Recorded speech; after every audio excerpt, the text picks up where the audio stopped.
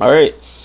Late last month in September, Starbucks announced that they were closing hundreds of stores, laying off 900 non retail employees. Now, this is tricky because they kind of made it a little bit vague. I did some research, I used ChatGPT to help me out.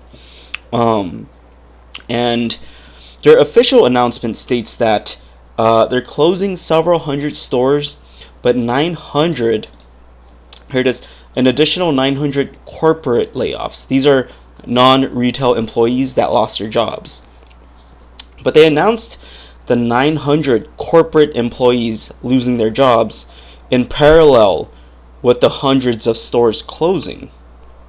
But they did not state how many of the retail workers were fired. So it's weird that they said there's hundreds of stores closing, but there's 900 non-store workers being laid off. So they're omitting how many of the employees that were working in the stores that are closing are also laid off. Now, I did some research, and apparently they're trying to move those retail workers into different stores, but obviously they're not going to be able to move all of them. So what I get from that is there's 900 corporate employees losing their jobs on top of the employees that work in the hundreds of stores also getting laid off. But they're trying to word it in a way that sounds less. Now, I used ChatGPT, and it said there's approximately 10 to 20 employees per Starbucks store. So if you do the math, 10 times how many stores are closing? What was it? All right, 3, 4, 5, 6, 7. So there's about 400 stores closing. 400 times 10. That's 4,000. That's 4,000 employees that are closing. Now, I'm a little fried in the head, but I'm pretty sure it is 4,000. Yeah, 4,000 people that are losing their jobs. Plus the 900 corporate employees. So that makes it about 5,000 people affected by this move. And that's tricky because they're focusing on the 900 and they kind of left out the retail employees. But if you look into the retail employees, the total is almost 5,000 people, 5,000 Starbucks employees at risk of losing their jobs. Maybe it's not exactly 5,000. Maybe, let's just say 300 of them are able to pivot into a store that hasn't closed. But you really think Starbucks is going to salvage every, they're going to be able to move every retail employee to a new position in a different store? No, this transition is going to cut off a lot of people. But the gist of what I wanted to talk about was, this is a lot of people. This is just Starbucks. We're not even talking about the federal layoffs at risk because of the government shutdown and all the other companies still doing layoffs. I think Starbucks is just a really massive one as of within the last few weeks, along with the government shutdown. But to give perspective, just, let's forget about the numbers, the hardcore technicalities, and all the politics and stuff. This is what 1,000 people looks like. This is 1,000 people. This is, imagine just one company saying, hey, all these people, they're going to lose their jobs in October, which is 1 month away from Thanksgiving and 2 months away from Christmas. All these people are not going to have a good Christmas. You know what? Some of them are because they're getting severance, but I'm not sure how good Starbucks severance is. I don't think it's like a Google or Facebook severance. I think it's like a severance could literally be 2 weeks' pay. let's just say it's 1 month pay. All right, that 1 month pay might cover just 1 month of living, because how many people are living paycheck to paycheck? How many? You think everybody in this photo?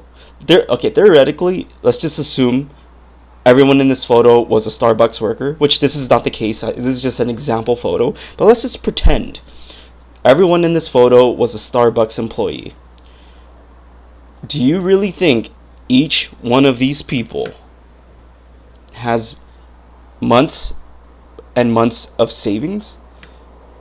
Maybe one guy, maybe like this guy, maybe this guy.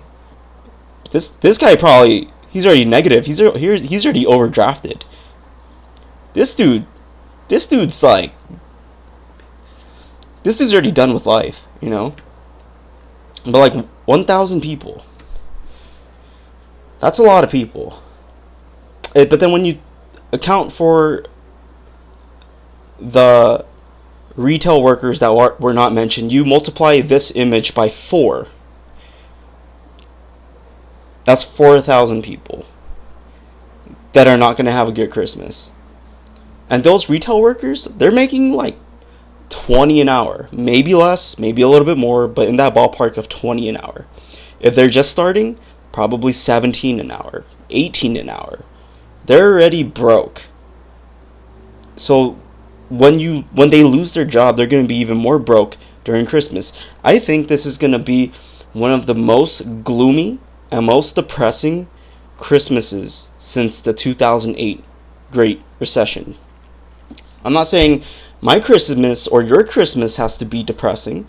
You know, just because the world has a lot of bad things, you can still have a good Christmas. But I'm saying in general, I'm talking about like the general consensus, the general spending of the country.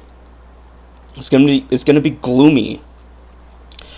I can't wait to see the Black Friday and holiday spending statistics that will be revealed in January or February, and it's gonna show the stark contrast from like the 2020s, 2021, 2022 spending. I think this is gonna be one of the worst holiday spendings since 2008. Maybe not as bad.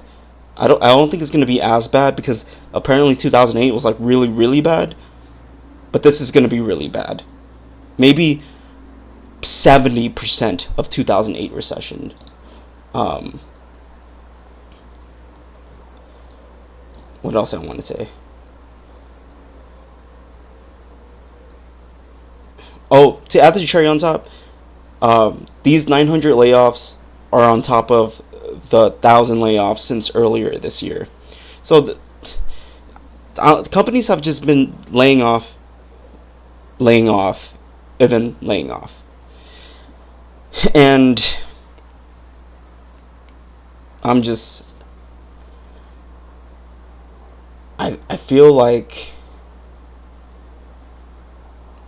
this holiday is going to shine a light on what's really going on. Because before the holidays, you would hear about these layoffs, but you could kind of go by life without it being in your face. But I think this Christmas and this Thanksgiving holiday, we're going to see a lot of malls that are emptier than usual. And there's going to be the stores are going to not be as full as we picture them to be during the holidays. And I think for the first time in a while, things are not going to be sold out on Amazon, on online stores. I have a feeling you could, if you are fortunate enough to spend money this year, you don't need to pre-order anything. The Switch 2s will be available. The PS5s will be available. The Xboxes are going to be overstocked. No one wants them. You could build a computer the day of Christmas at a Best Buy, because the inventory is just going to be there. I really don't think there's going to be any scarcity within goods. I think there's going to be an abundance because people aren't buying anything. But that's just my 2 cents. I might be wrong. Who knows? Maybe the PlayStation might sell out. But if I had to guess, if I had to place a bet on something, it will be that this year will be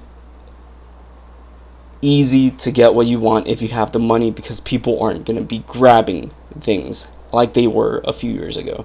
Alright, that's just my opinion about what's going on. That's my reaction about the Starbucks layoffs. It's really sad. It's a lot of people losing their jobs.